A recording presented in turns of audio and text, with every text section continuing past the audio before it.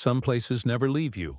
Even when the journey ends, their whispers follow, carried by the wind, by the water, and by the heart that remembers. The story begins where the world feels untouched, among the rolling green shoulders of the Scottish Highlands. The morning sun is gentle here, soft as a breath over the heather fields. Mist drifts low over the valleys, curling like secret smoke from the hills, while a distant train hums across the tracks, its whistle cutting through the quiet air. The camera follows the train as it glides through the countryside, glinting under the summer light. The rhythmic sound of the wheels becomes the heartbeat of this journey. Inside, lace gloves rest on polished wood. A hat tilts slightly as a woman gazes out the window. Her reflection merges with the passing scenery, a blur of green, gold, and memory. The narrator's voice is calm, steady, and filled with nostalgia. Every summer has its story, but some belong to time itself. This one began with a letter, a train ticket, and a promise of escape from the grand walls of Downton Abbey. As the landscape opens wide, the music swells. Gentle piano mixed with the faint hum of strings. The train curves around a mountain, revealing lakes like glass mirrors, sheep grazing on distant slopes, and clouds brushing the hilltops. It feels endless, pure, untouched by rush or noise. Then we move closer, seeing the small gestures that define the world of Downton. Lady Mary sits by the window, her expression caught between thought and longing. Mr. Carson adjusts his cufflinks, making sure that even travel cannot loosen his order. Lady Edith scribbles something in her journal, something no one else will ever read. Narration continues. They were leaving the comfort of the known for the mystery of the North. A holiday, they said, a brief retreat. But even a summer retreat can uncover what years of routine keep hidden. Cut to shots of the train snaking through tunnels, steam rolling across the frame, then bursting into the open again where sunlight floods the view. The scenery almost breathes with them, as though the land itself is waiting for their arrival. As dusk approaches, the light deepens into amber. The travelers grow quiet. There's a sense that something is ending before it begins. The narrator's tone softens. Some trips start as escapes, others as returns.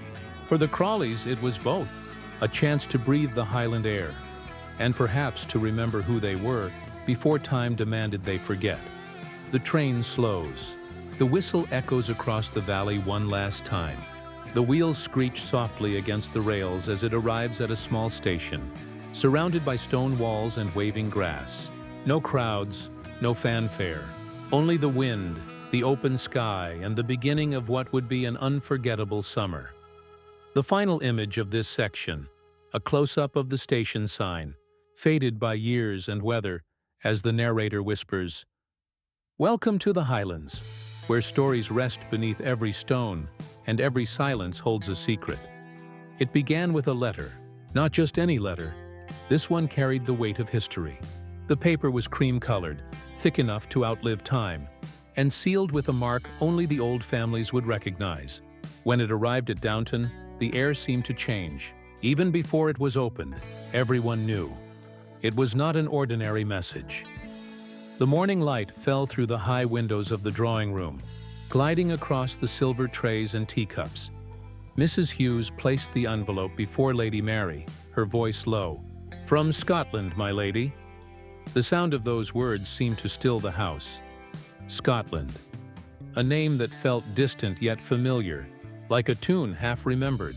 As Lady Mary broke the seal, her eyes flickered, part curiosity, part caution. The letter came from Lord and Lady Flintshire, distant relatives, and once dear friends. The invitation was simple. A summer in the Highlands, fresh air, good company, and the peace that only the North can offer. But beneath those graceful words, something else stirred. The Flintshires had fallen on hard times. Rumors whispered through corridors, carried by servants' gossip and silent glances. To visit them was both courtesy and curiosity, and perhaps a test.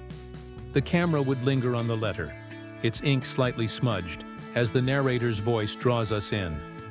Every story begins with a choice. This one began with a decision wrapped in wax and worry. The Crawleys had seen many seasons, but the Highlands promised something different. An escape from whispers, from change, from the shifting ground beneath their world. Downstairs, the servants buzzed with talk. Anna folded dresses with care, whispering to Mrs. Patmore about the trip. Bates polished a pair of boots, his reflection faint in the shine. Carson, ever composed, inspected travel lists twice over, as if order could calm the unknown. Upstairs, Lady Edith sat by her writing desk, the letter open beside her.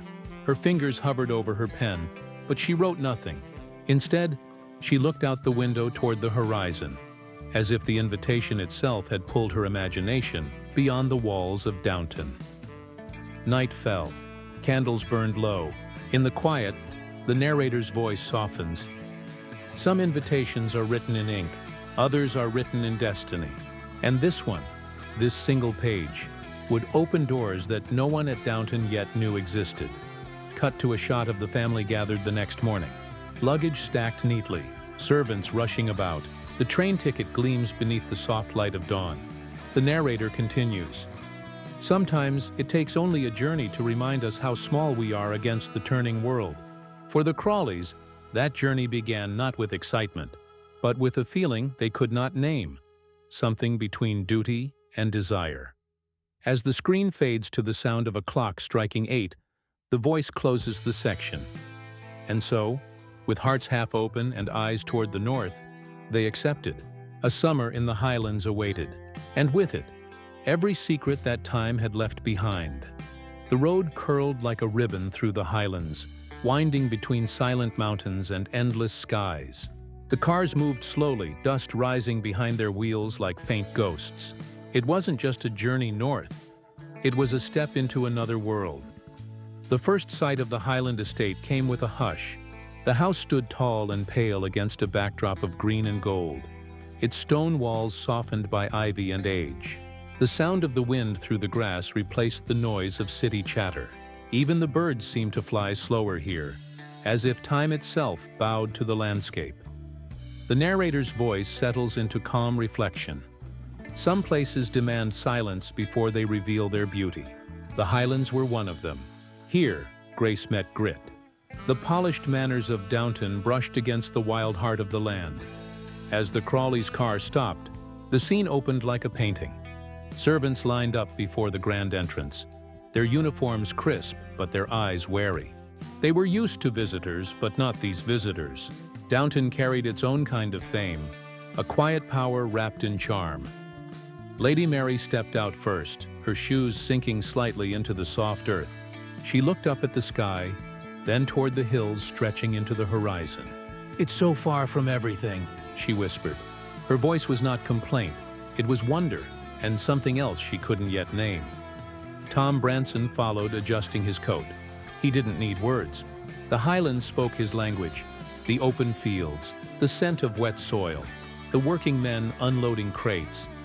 It all felt closer to his world than the polished marble of Downton ever had. Inside, the house was grand, yet worn. Portraits lined the walls, their colors faded but proud. The furniture carried the weight of generations, each piece a reminder of better days. The floors creaked softly as if whispering the past. Lady Edith trailed her fingers along a dusty piano, her reflection catching in its black surface. "There's something sad about it," she said quietly, "like it remembers laughter that's long gone." The narrator continues. Every home carries the echo of those who've lived within it. The Flintshire estate was beautiful, but beauty here came with cracks. And within those cracks, truth waited. Downstairs, the Downton staff met their Highland counterparts. It was a dance of politeness and quiet competition. Mrs. Patmore eyed the unfamiliar kitchen, while Carson observed the different order of service with silent judgment. Change made him uneasy, and this house was full of it. Outside, evening settled. The sun dipped behind the hills, painting the loch in shades of silver and fire. The air turned cool. A soft drizzle began, the kind that seemed to breathe rather than fall. The narrator's tone turns gentle. They had arrived as guests, but the land did not treat them like visitors. It watched. It waited. as though the Highlands knew that something within these walls would soon stir. In the final shots, we see the manor lit by candlelight, smoke rising from its chimneys, and the distant outline of mountains fading into dusk. A violin plays softly in the background, mingling with the sound of rain. Between grace and grit, the voice concludes, they found themselves standing on the edge of something they did not yet understand, a season that would test their hearts more than they could imagine. Night settled over the Highlands like a heavy quilt. The grand estate stood still beneath a pale moon, its windows glowing faintly, each one holding a secret behind its light. The walls, old and wise, had seen laughter, loss, and the slow fading of time. And now, they were ready to witness more. The narrator's voice breaks the quiet. Every home remembers. It remembers the joy and the grief, the promises made and broken. And this one, resting deep in the Highland hills, remembered more than it ever told.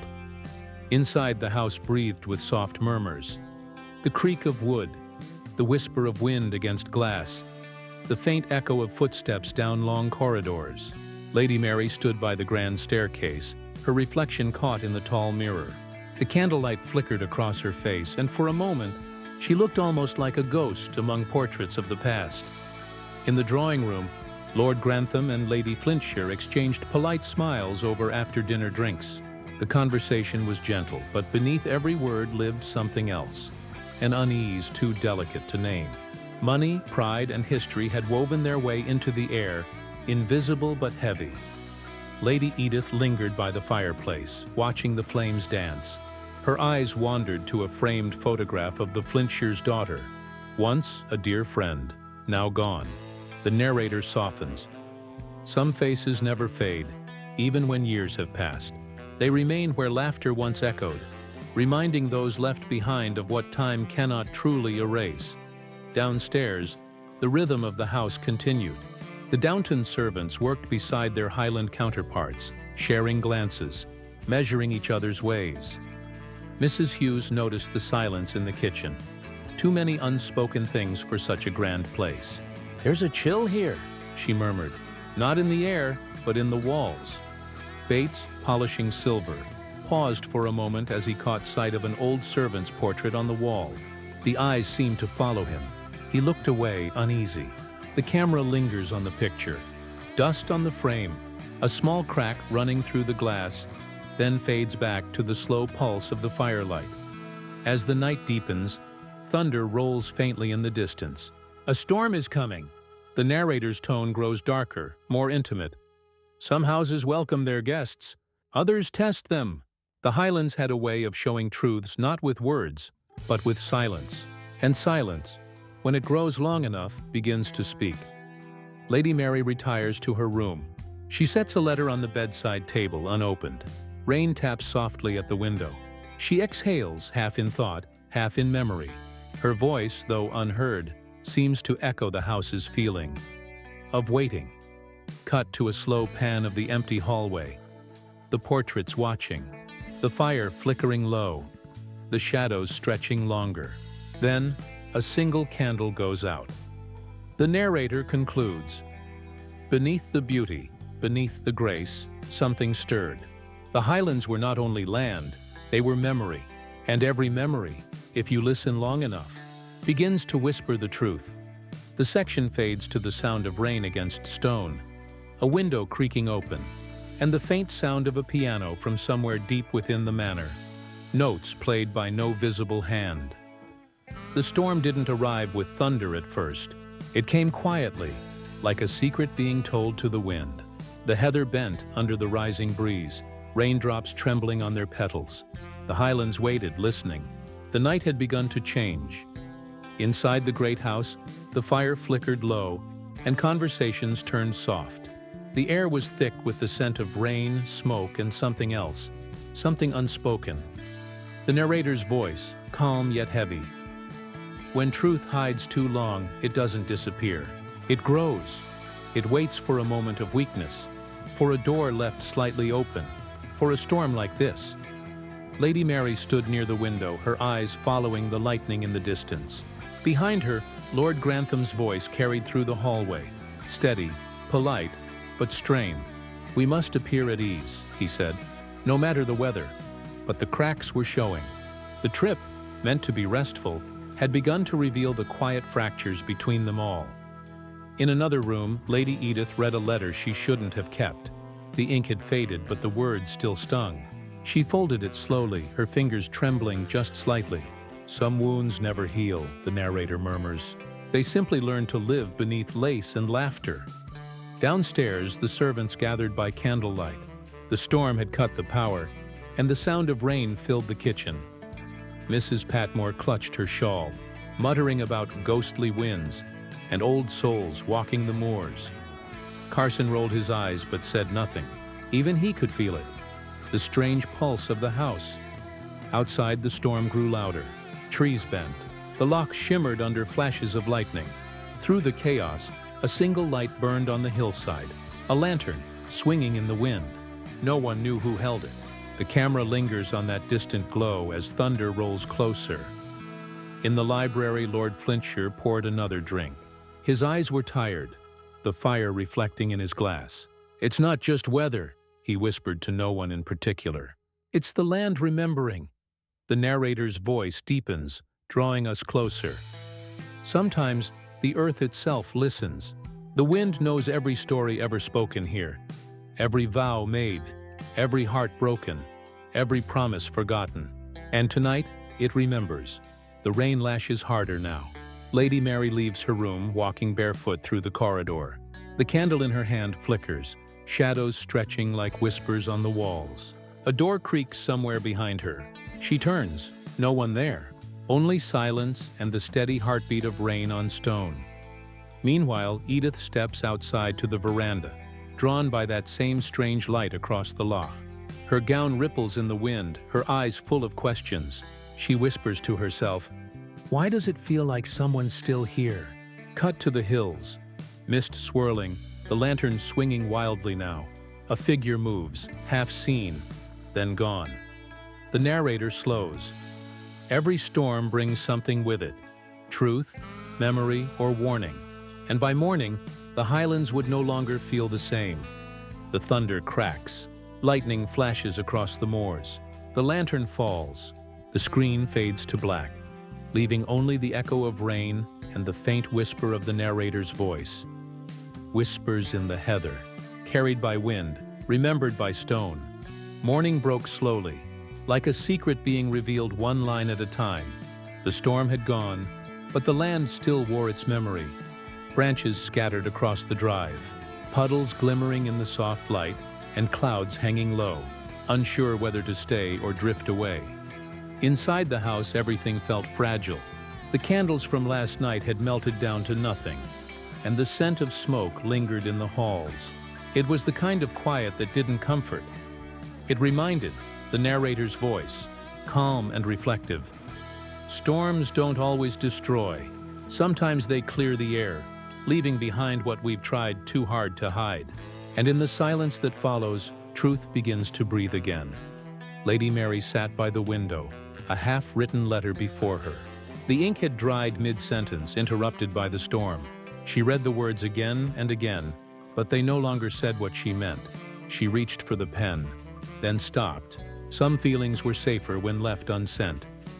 Across the hall, Lord Grantham walked the corridor in silence, his footsteps soft on the old rug. He paused by a window overlooking the loch, still and silver under the weak sun. The reflection that met him was older, more tired. How much can a man hold before he must let go? He whispered to himself. Lady Edith sat at her dressing table, staring at her own reflection. A crumpled letter lay beside her, its edges worn from too many rereads. It was from someone she had once loved long ago and never truly forgotten. She had meant to burn it before the trip. Instead, she brought it here. The narrator's voice lowers. Some letters aren't written to be sent. They exist only to keep a heart from breaking in silence. Downstairs, the servants cleaned up after the storm. The laughter was softer now, the usual chatter replaced by a thoughtful hush. Anna found a forgotten envelope near the front steps, its ink blurred from the rain. She turned it over gently. No name, no address, just the Downton crest. She hesitated, then tucked it into her apron. Some things were best left for morning.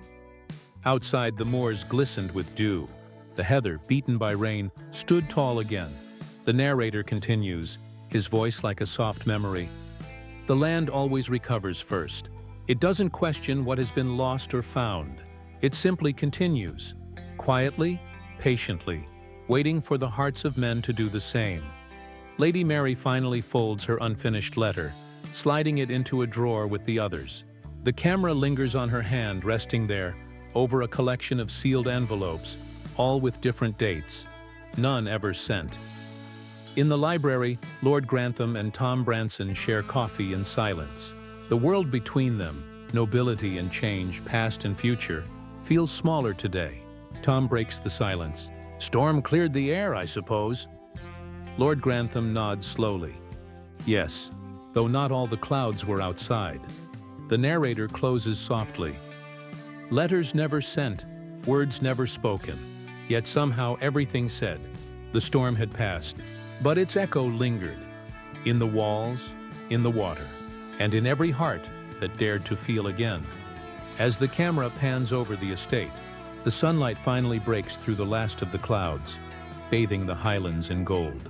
A breeze moves through the heather, and for a moment it almost sounds like a sigh, soft, forgiving, and full of memory. Fade out to silence. The morning after felt like waking from a long dream. The storm had gone, and with it, the weight that had pressed on every heart within the Highland walls. Sunlight poured across the loch in ripples of gold, touching every surface gently, as if blessing what had endured the night. The narrator's voice begins softly, like a thought carried on wind. After every storm there comes a quiet. It is not the silence of emptiness, but of understanding. The kind that asks for nothing, yet gives peace to everything. Lady Mary stood by the edge of the loch, her reflection mingling with the shimmer of water. The world looked simpler now, just sky, hills, and the gentle hum of life returning. She breathed in deeply, as if the air itself could reset her heart. The past felt softer here, not erased, but forgiven. Tom Branson joined her, his boots crunching lightly on the wet grass. For a long while, neither spoke. They didn't need to. The sound of birds returning to the sky said enough. Finally, Tom smiled. "Funny, isn't it? We came all this way to find something we already had." Mary looked at him, a faint smile returning. "Sometimes you have to get lost to see it clearly." Back at the house, Lord Grantham helped Lady Cora down the steps. His usual stiffness had softened. His hand lingered in hers. "The house feels different now," she said. "Quieter." He nodded. "Perhaps it's us who've changed, not the house." Inside, the servants prepared for departure. Anna folded clothes with care. Bates carried trunks to the car. Even Carson allowed himself a rare, contented sigh. "A fine place," he said quietly. "Wild, but honest." The narrator's voice returns, filled with calm reflection. "Some journeys are measured not in miles, but in moments that remind us what it means to be alive, to forgive, to feel."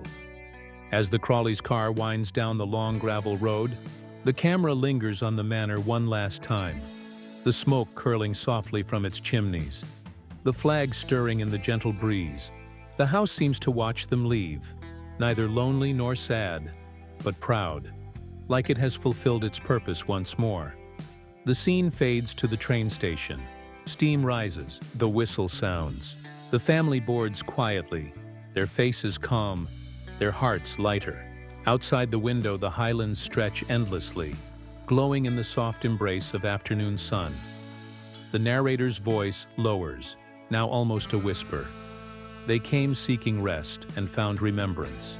The highlands gave them no answers, only space to listen, to feel, to remember who they were before time began to blur the edges. As the train begins to move, Lady Mary looks out the window one last time. The loch glimmers, endless and still. In her eyes, there's a peace that wasn't there before.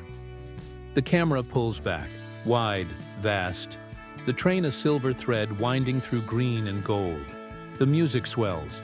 Strings, soft piano, echoing grace and finality. Summer fades, the narrator says gently, but what it leaves behind never truly leaves us. In every silence, in every reflection, the Highlands remain. A memory, a whisper, a promise. Fade to black. White text appears over the last notes of music. A summer trip to the Highlands, S03E09, Downton Abbey, and then silence.